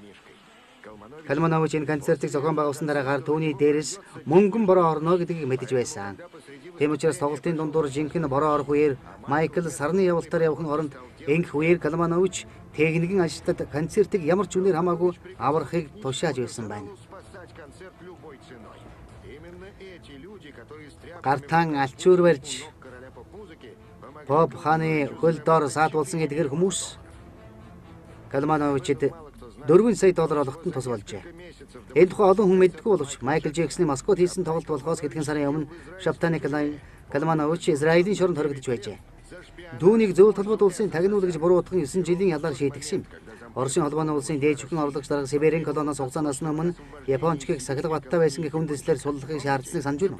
Калмановичийг суллахыг хүссэн албан бичгийг Тель-Авив руу Горбачев Владимир Урускан илгээжээ. Энэ жирийн нэг тохиолдлын зүйл байгаагүй. Гадаадын шинжээчдийн хэлж байгаагаар тэр үед Шаптай Калманович шин нууц даалгавар авсан байжээ. Түүний даалгавар бол Иванковыг Америкийн нэгдсэн улс руу цагаачлагж ядах гэд оршиж байлаа. Тэр Япончигт тагнуулчин цуглуулгыг дамжуулан өгчээ. Үүнд хуурамч баримт бичгүүд байсан бөгөөд тэдгэрийн тусламжтайгаар Япончиг Нью-Йоркт хүрч чаджээ. Тэрнийг гадаад руу явсны дараагаар энэ үйл явдал Оросын холбооны улс ба Америкийн нэгдсэн улсын тусгай албадад ашигтай болох нь ойлгомжтой байсан. Тэр хөлийн чанд руу зүгтж гарсан хүмүүсийг илчлэх ёстой том толин байсан. Тэгэхээр Япончгийн эргэн тойронд өвөрмөц соёл бий болох тохиромжтой байсан. Тусгай албад нэг хүнийг нэвтрүүлэхэд хангалттай байлаа. Тэнд нэгээс илүү олон хүн байсан ойлгомжтой.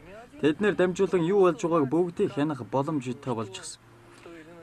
Тэгэхээр энэ бүхний хянж байсан хүмүүсийн хувьд энэ бол үнэхээр их маш сайхан алхам болсон л доо.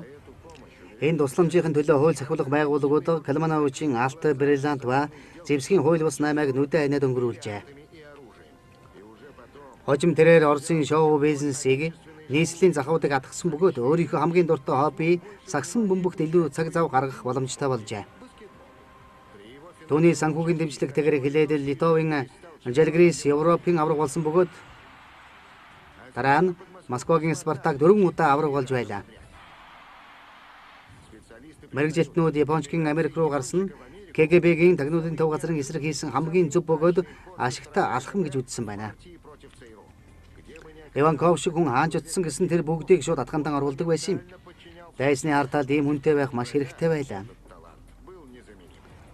Япончиг Америкт 2 жил болоход Оросын гэмт түлгэл хэд дахин өссөн бөгөөд Америкийн нэгдсэн улсын үндэсний аюулгүй байдалд санал хийлж эхэлжээ.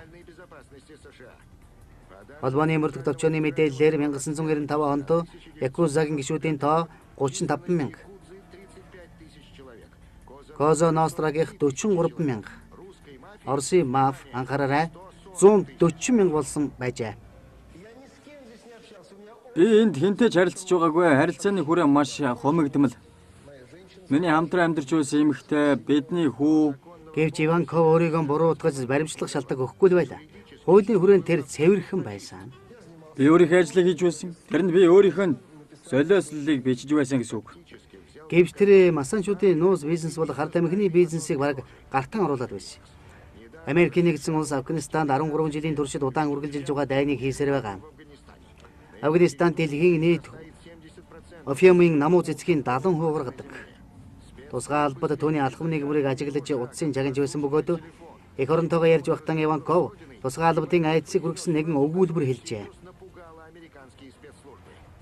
Хамуудаа бэ та нар зориулан талбар бэлдсэн гэжээ. Японч нэмэлт хүч ирэхийг хүлээж байжээ. Тэд арай хэтэрч байна. Японч бүр Нью-Йоркод айрам цуглуулж байна штэ. Тэр Манхэттнийг ч булан авч чадхаар боллоо. Бүх банкуд биржүүдийг ч булаач чаднаа. Виктор Бут бидний хамар дор зэвсэг 8 ээлж байна. Колманевич саяхан бидний бриллиантын 8-ыг булаасан бөгөөд дээрээс нь Майкл Джексоныг Москвад авч очиж тоглуулсан. Хэн Оросуудыг зэрлэг, бүдүүлэг гэж идэх юм бэ? Одоо тэднийг зүйл дуусгах цаг нь болсон.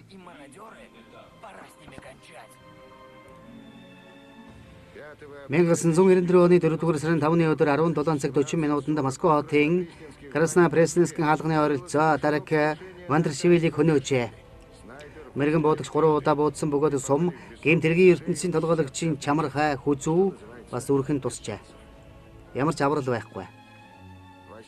1995 оны 6-р сарын 8-ны өдөр холбооны мөрдөгтөвчөө Вячеслав Иванковыг Оросын банкны эзэдээс $5 сая нэгсэн хэрэгээр баривчлалаа. Япончгийг баривчилж байгаа бичлэгийг дэлхийн бүх сугуудаар заацж байлаа.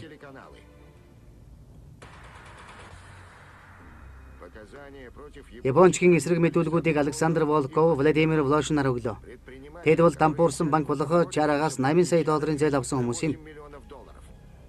Банкны эзэдтэй тохиролцсон ёсоор авсан зээлээ тэд нэгсэн даруйд нь эргүүлэн төлөх ёстой байжээ. Гэвч төлөх цаг нь болоход Волошин ба Волков нар алга болжээ. Би ямар ч Америк иргэдийг хулгайлах зорилгогүй байсан шүү дээ. Хэлэх зүг алга. 41 онд би Перл Харборыг Япончуудтай хамтарч бөмбөгдөөв. Чара банкны эзэд Вячеслав Иванковыг энэ хэргийг зохицуулж өгөөч гэж хүсчээ. Түүнийг Волков ба Волошин нар ярьсан дараагаар нөгөө хүмүүс нь холбооны мөрдөх төвчөнд ханджээ. Япончгийн хэлснээр түүний эсрэг хамтас тэргийг хиймлэр зохиосон байж. Гэвч түүнийг шоронд орохоос хамгийн үнэтэй өмгөөлөгч чадаагүй маа. Би хаанч буруу алхам хийгээгүй. Тэр тусмаа ухраачгүй. Шүүх ажиллагааны үеэр Япончгийн байдлыг түүний хууль бус эхнэр болох Ирина Оло хүндрүүлсэн юм а. Зөвлөлтийн алдарт дуучин Вели Дакаравын хуучин эхнэр Иванковын эсрэг бүх буруу туулуудыг баталжээ. Тэр цагаас хойш түүний тухай сураг тасарсан байна. Эмэгтэй гэрчийг хамгаалах хөтөлбөрт хамрагадан овог нэр гадаа төрх оршин суух хаягаа өөрчилсөн байдаг. Энэ бүхэн Иванковыг 9 жил 6 сарын ялаар шийдэхэд хангалттай хүрэлцжээ. Сонингуудад Оросын МАФ толгойлогчгүй болж Америкийн нэгдсэн улс аврагдлаа гэж шүүгэж байлаа. Эдвэхтэй эсвэл нэр хүндтэй холбоотой бүх зүйл шууд зориудаар ч юм уу зохион байгуулалттай гэмт хэрэгтэй холбогддог юм шүү дээ. Тийм биз дээ. Шууд холбогдчихно. Иванков Америкийн шоронд ялаа бүтэн эдлэл гарсан бөгөөд 9 жил 6 сар суужээ. Гэвч ялаа эдлэл дуусгасан ч гэсэн түүнийг суллаагүй байна. Энэ жилүүдэд Орос оронд их зүйл өөрчлөгдсөн бөгөөд Япончгийн туслалцаа хэнд ч хэрэггүй болжээ. Түүний олон жилийн өмнөх нүглийг сөхөж гаргасан байна. Үүнд 13 жилийн өмнөх хүн амны хэргийг сөхжээ. 2004 оны 7 сарын 14 нийслэлийн нисэх буудал 9 усын онгоц газардлаа. Тусгай мөрдөгчдийн тусгай нийслэгээр Москва хотод махлаг 64 настай эрийг авч иржээ. Тэр онгоцноос буугаад хуйгалсан машинд суулаа. Жолоочин зогсохгүйгээр Матроская Тишина шорон руу явна. Иванковыг удаан бөгөөд үр дүнгүй шүүжээ. 13 жил өнгөрсөн дараагаар гэрч нараас хэнч түүнийг алуурчин гэж нотлож чадаагүй юм а.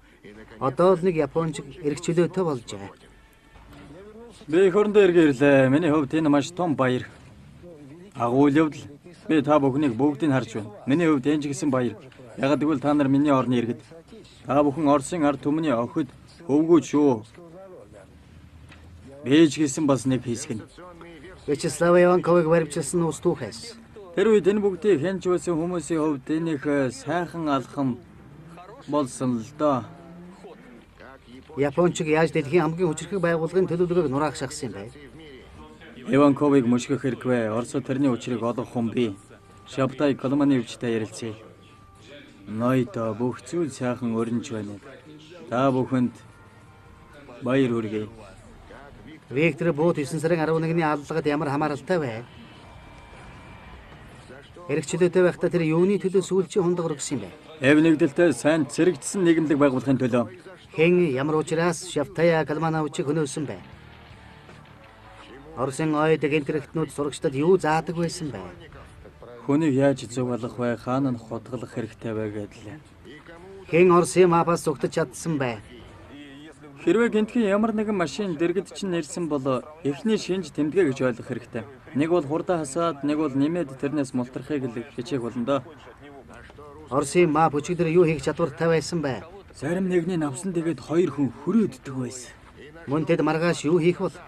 Түүх ороомог хэлбэртэй байдаг л да.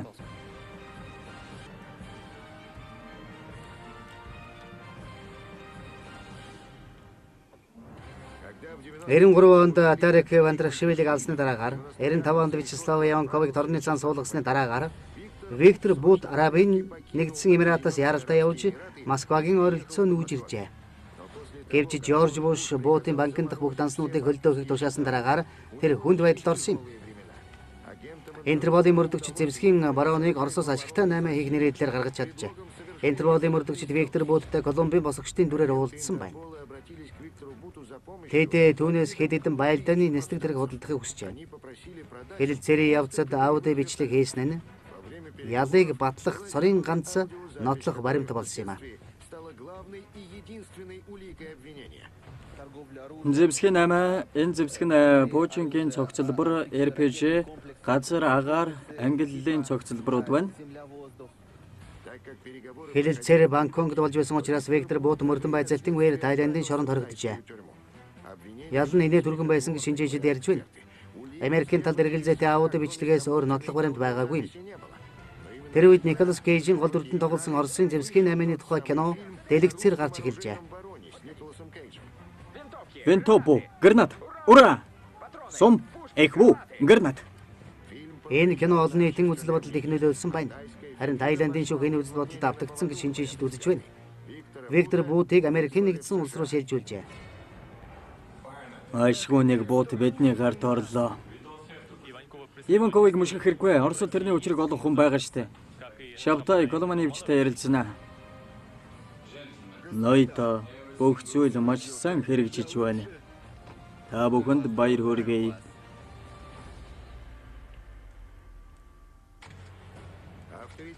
Иванков байхгүй байсан хэдий ч түүний нэр хүнд өссөөр байлаа. Түүнээс тусалцаа хүсч гэмтүүлгэлийн толгойлогчдод дунд чадны дарганаар олноор очдог болжээ. Япончууд тэдний асуудлыг ихэнх хэмжээний мөнгөөр шийдэж өгдөг байлаа. Харин амжилттай хийгдсэн тохиролцоог уламжлал ёсоор Эрстран тэмдэглэдэг байжээ. Вячеслав Иванковыг амьдарн бичиж авсан сүүлчийн бичлэг. Тайланд заа нэртэй Эрстран 2009 оны 6 сарын 29-ний өдөр Япончууд бие хамгаалагч нарын хамтаар Эрстранаас гарч байна. Тэр босго даван магцаа суманд оногдож ойчлоо. Хамгаалагч чаргацсан босоо эргүүлэн байшинд оруулан орон дээр хэвтүүллээ. Иванков цусаалтаж байлаа. Удахгүй түүнийг бодгны нэрэмжид эмдэх тавиачна. Энд мөн Атарик Вандрашвилигийн амийг аврахаар тэмцэж байсан юм. Иванков маш ноцтой шарх авчээ. Хагалгааны үеэр тэр клиникт үхэлд орсон бөгөөд эцэст нь эмч нар түүний амийг аварч чаджээ. Шөнө Иванков яралтай хагалгаа хийсэн бөгөөд одоогоор тэрний биеийн байдал эмнэлгийн ажилтны хэлснээр тогтворч байгаа гинэ. Иванковыг нэг зэрэг хоёр мэрэгэн буудагч бууджээ. Тэд ресторанаас 70 метрийн зайд барилуулсан газель машины ачаанд нуугдсан байж. Энэ алдлагын цаана хэн байсан одоо болтноо цэвэр үлдсэн юм. Харин сарын дараа энэ бичлэгийг Шавтая Калмановичийн өгсөн газарт хийжээ. Түүний машиныг сумаар шүүрэн шанах болтол бууджээ. 18 шарх авсан тэрээр газар дээрээ амьсгал хураасан юм. Калманович өөрийнх нь амь насанд халдахыг мэдэж байсан боловч нуугдахыг хүсээгүй байна. Тэр хинээс ч илүү мавч тэр Тусгай албадч тэр урт гардааг сайн мэднэ. Түүний биеинд хагас сая доллар байжээ. Шапта мөнгөөр амиа авахыг хичээсэн боловч түүнээс мөнгө аваагүй байна. Виктор бод 9 сарын 11-ний халдварт ямар хамааралтай вэ? Хэрэгчлөөтэй байхдаа тэр юуны төлөө сүүлчийн хундгар өгсөн бэ? Хэв нэгдэлтэй сайн зэрэгдсэн нийгэмлэг байгуулахын төлөө. Хэн ямар учраас Шаптая Галмана хүчийг хөнөөсөн бэ? Оросын оёлын гэмтэрэгтнүүдээс сурагчдад юу заадаг байсан бэ? Хүнийг яаж зөвлөх вэ? Хаана нь худгалах хэрэгтэй вэ гэдэл. Хэн Оросын мафиас зүгтэж чадсан бэ? Хэрвээ гинт ямар нэгэн машин дэргэд чинь ирсэн бол эхний ээлжинд шинж тэмдэг гэж ойлгох хэрэгтэй. Нэг бол хурдан хасаад, нэг бол нэмээд тэрнээс мултрахыг хичээх болно да. Оросын маф өчигдөр юу хийх чадвартай байсан бэ? Зарим нэг нь авсан тийгээд хоёр хүн хөрөөддөг байсан. Мөн тэд маргааш юу хийх бол? Түүх хоромог хэлбэртэй байдаг л да.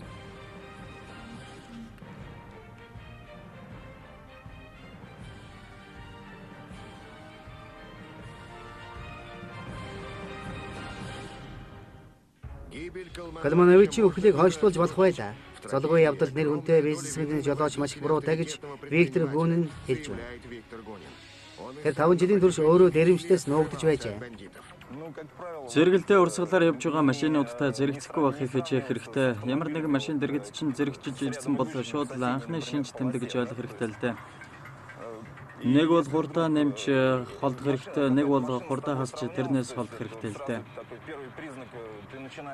Зогтгол хэрэгтэй байгаа юм. Тэр тусгай албаны ажилтаа огт биш. Өхлийн ял сонссон тэрээр амьд үлдэх ухааныг амьдрал дээр сурчээ. Би өөрийнхөө өмийг бидээ авч явдаг юм л та. Яг л яст мэлхий шиг. Түүний машины ачаанд нүүдлийн амьдралаар амьдрах зориулсан бүх зүйл бий. Хурц. Миний ачаанд шор байдаг. Бас мангаал байгаа. Сав суулга мэдээж хэрэг шүдэнс. Бас шумуулны эсрэг тус би. Өөр олон зүйл байгаа л да. Мэдээж загасны ураг байгаа. Би бүгдийг гаргаж ирэх боломжгүй л дээ. Энд бас газар суугтаа өгцөг доороо тавьдаг жирэг хүч байна. Энэ байна. За тэгээд 10 литр ус байгаа. Энэ бүгд цугтаж явах үеэс хойш хөлдсөн зүйлсэлтэй. Их хэцүү шттэ. Цугтаж байсан үе гэдэг нь Викторын араас нэгэн зэрэг хэдэн гэмт үлгэлүүд ангуучилж байсан үе. Бизнесменийн толгойг авч ирвэл шагналтай гэсэн байж. Тэр дэрэмчдэд өөрийнх нь бизнесийг бэлгэлэхээс татгалзсан учраас түүнийг алахаар шийджээ. Виктор хүнсний захтай байсан хүн. Борлуулалт хийж байсан хүмүүс гадаа худалдаагаа эрхэлдэг байсан. Төсөлж байна. Энэ бүх хүнсний зүйлсийг гадаа гаргаж тавиад 20-30 хэмийн хүйтэнд худалдаа хийнэ гэдэг аимшигтай. Тийм учраас битүү зах барих саналтай үлдсэн юм. Саналч гэждээ хотын хэрэгцээ байсан л та. Би тэрнийг хангасан. Намайг захаа найж хэмжээг байхад дотор талынхны газруудыг хүмүүс зарчихсан байсан. Гэм төлөвлөлүүд ийм сайхан ашигтай газрыг алдахыг хүсээг үн ойлгомжтой байх л да. Тэгээд л тэд ямар ч үнээр хамаагүй захыг авахыг л хүссэн баг. Тэгээд л намайг ангуучилсан.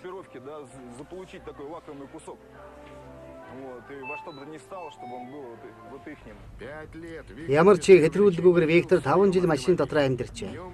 Өдөр нь хурдны замаар давхих нь шөнийн цагаар ойроо орж хоноглоно. Энгийн иргэн хүн яадаг үлээ машин дотор амьдрах чи хэцүү үст. Дор хаяж машин дотор унтахад хэцүү штэ. Хэсэг хугацааны дараах чи машин дотор байгаагаач мартна. Ямар ч байсан гэсэн одоогийн байдлаар би ямар ч нөхцөлд унтаж чаддаг болсон шүү. Өмнө нь би тэгж чаддаг байсан. Одоо бол туршлагатай болсон. Тэр хайртай эхнэртэй ээж аавтай тэрж бүх хэл нэрээ мартахад хүрчээ. Хүний нэр зээлдэхэд хүрдэг байсан. Өөрийнхөө нэрийг хэлж болохгүй байдалд орсон юм шүү дээ. Цогтож байгаа хүн нууцлагдах ёстой байдаг юм.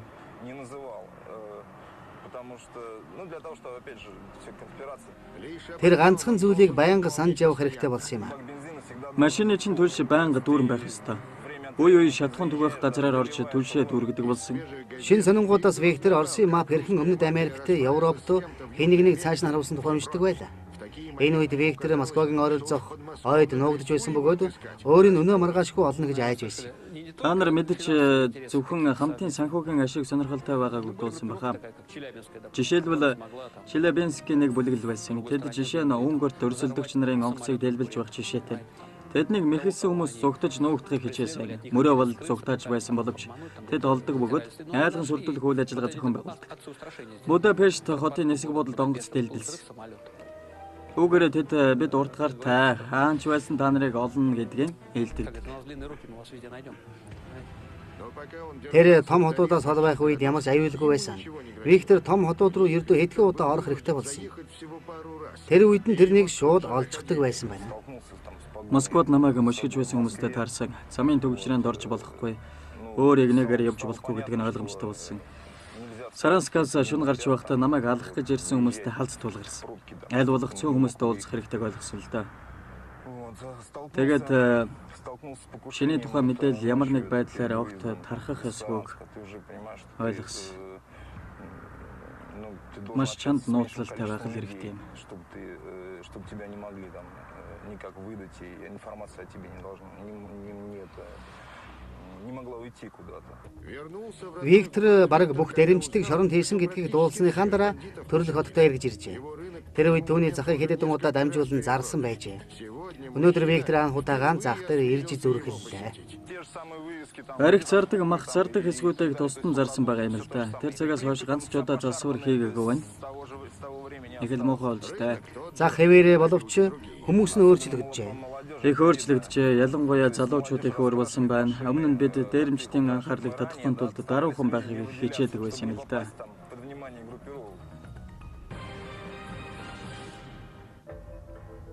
Эмч нар Иванковыг халдгад үлдснийхэн дараагаар бүтэн сар амьд байлгажээ. Нэг хэсэг Оросын мафийн загалмайлсан эцэг сайжирч байгаа юм шиг болж ирсэн байна. Дараа нь түүний биеийн байдал огцсон муудаж алдарт япончиг нас баржээ.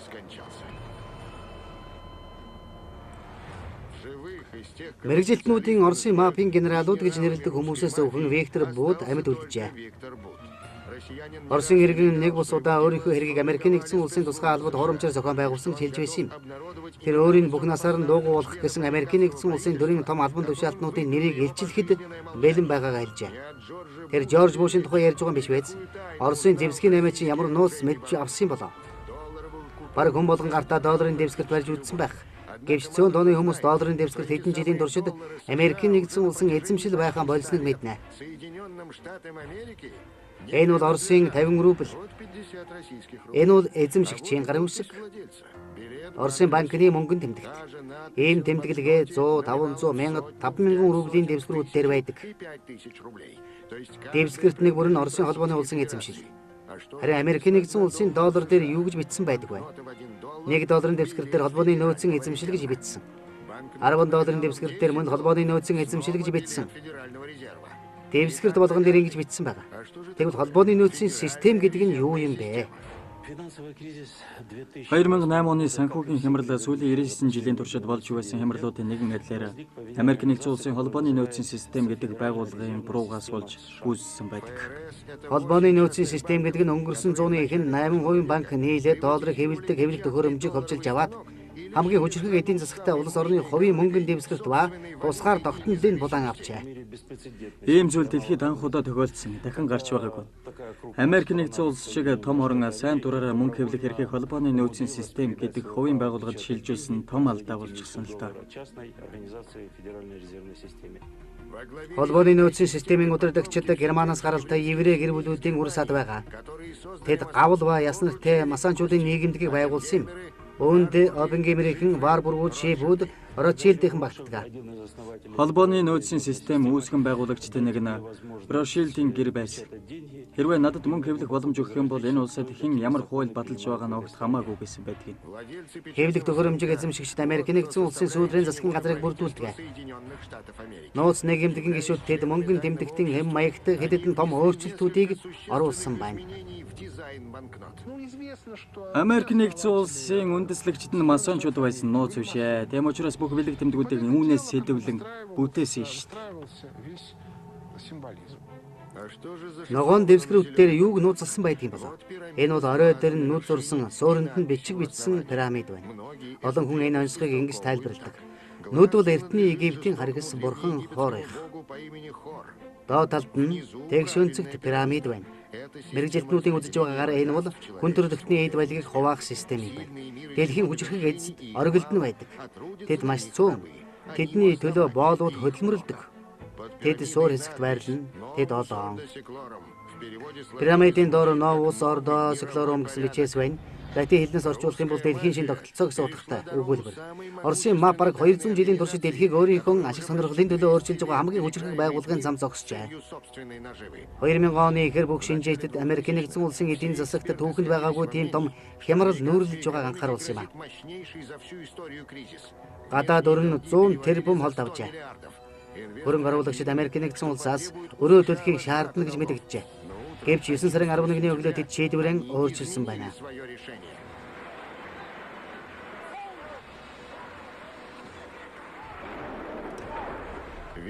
Дэлхийд дахин тэр чигээр Америкчдууд эмгэн илэрхийлж байлаа. Аллах үйлдсэн хариуцлагыг Аль-Каида байгууллага өөртөө авсан. Америкийн нэгдсэн улс Осама бин Ладеныг олж устгахын тулд дэлхийн өнцөг булан бүрийг ухна гэж мэдэгдсэн байна. Афганистан дахь тулаан дахин хүчээ авлаа. Гэвч шинжээчдийн үзэж байгаагаар энэ жүжиг байсан юм. Америкийн нэгдсэн улс өөрөө өөртөөгөө нь тулдаж байгаа юм. 100 үнэн. Бин Ладен бол Америкийн нэгдсэн улсын бүтээгдэхүүн. Тэд өөрсдөө Бин Ладеныг бүтээсэн, санхүүжүүлж байсан. Анх Афганистанд зөвлөлт холбоот улсад саад болгохын тулд тэрнийг гаргаж ирсэн. Дараа нь тэр удаан хугацаанд зүгээр айлгагчийн дүрээр ажиллаж байсан. Бин Ладен өөрийнхөө үхлээр үхсэн. Иранчууд 5 жилийн өмнө энэ тухай баримтуудыг дэлгэсэн. Мэргэжилтнүүд нэгэн дуйлантай мэдээлэл хийсэн юм. 9-р сарын 11-ний алан ядах үйл ажиллагааг ч гэсэн Америкийн нэгдсэн улсын тусгай албад дэлхийд дахныг Бин Ладен байгаа гэдэгт итгүүлэхийн тулд зохион байгуулсан гэжээ. Америкчууд огт эргэлзэхгүйгээр 3,000 хүний амь насыг золиослжээ. Энэ төлөвлөгөөг хэрэгжүүлэхэд тэдэнд Виктор Бут тусалсан байна. Тэм учраас дэлхийг шатаахан тэдний хувьд долларыг авах цорын ганц боломж. Цорын ганц боломж. Дэлхий тэр чигээр шатах юм бол бүр сайн. Дэлхийн худалдааны төвийн 2 дахь цамхаг руу онгоц хэрхэн мөргөж байгааг олон хүн харсан.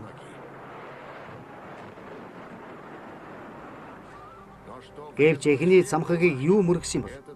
Энэ видео бичлэг интернетийн орчноор тэнүүчилж байгаа. Энэ жинхэнэ бичлэг үү эсвэл эвлүүлгүй гэдгийг хэн ч мэдэхгүй. Гэвч бичлэгэн дээр дэлхийн худалдааны төвийн барилга руу байлдааны сөнөөгч онгоц мөргөж байгааг харуулжээ. Итгэмээргүй юм. Албан ёсны мэдээлэлээр бол алан хядагчид 4 онгоц барьцаасан байдаг. 2 нь цамхуудыг мөргсөн. Нэг нь Капитолийг мөргөх ёстой байсан.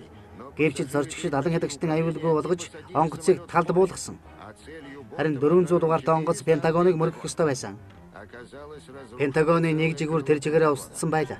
Гэвч мэргэжилтнүүдийн үзэж байгаагаар нууц албаны байшин руу онгоц мөргөөгүй байжээ. Энэ бичлэгийг гудамжны хяналтын камераас авчээ.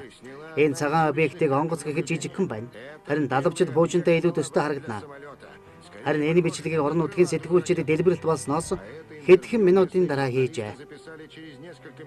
Гэвч нэг сувгаар энэ бичлэгийг үзүүлээгүй орхигдуулжээ.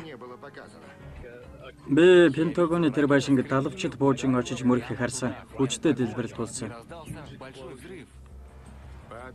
Өөр нэг хувилбараар бол тусгай албадын төлөөлөгчд далавчид буужинг Виктор Бутээс худалдан авчээ. Зевсгийн наймчин киног санаж байна уу? Дайжгинж байгаа юм шиг энэ харилцсан яриа кинонд үлдээжээ. Хамгийн гол зевсгийн наймчин бол танаа босс. Америкийн нэгдсэн улсын ерөнхийлөгч. Тэр өдөр миний бүтэн жил зардагаас хамаагүй илүү зардаг. Заримдаа тэр буунууд дээр гарынхан хээг үлдэх хэцүү байдаг. Тиймээс над шиг шудраг худалдаачдыг ашиглаж зевсэг нийлүүлэх боломжгүй хүмүүст зевсэг нийлүүлдэг. Виктор Бут түүхэнд хамгийн дуйлантай аллагад татагдан орсноо мэдээд өшөө авалтын төлөвлөгөө бэлтгэж эхэлжээ. Тэр үед нь түүнийг хуурамч хэрэгээр торны сан суулгасан байна. Гэвч Бутын эсрэг хувилдаан зохион байгуулсан этгээдүүд өөрсдийнхөө төлөвлөгөөг шүүгчид танилцуулахаа мартажээ.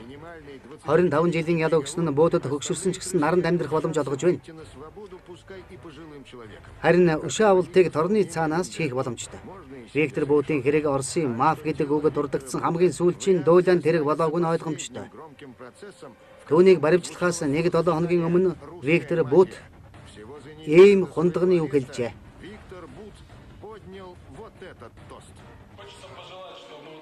Бид нэгдмэл Бадбөх зэвсэгт нэг дахан дүүсийн барилгалгаа үе үед дамжуулан уламжлуулан үлдээхийн төлөө ийм хэллэг байдаг сүүлчийн байлдагчийг булшилхаас нааш дан дуусаагүй гэж яллах дүгнэлт гарахаас нааш дуусахгүй л дээ.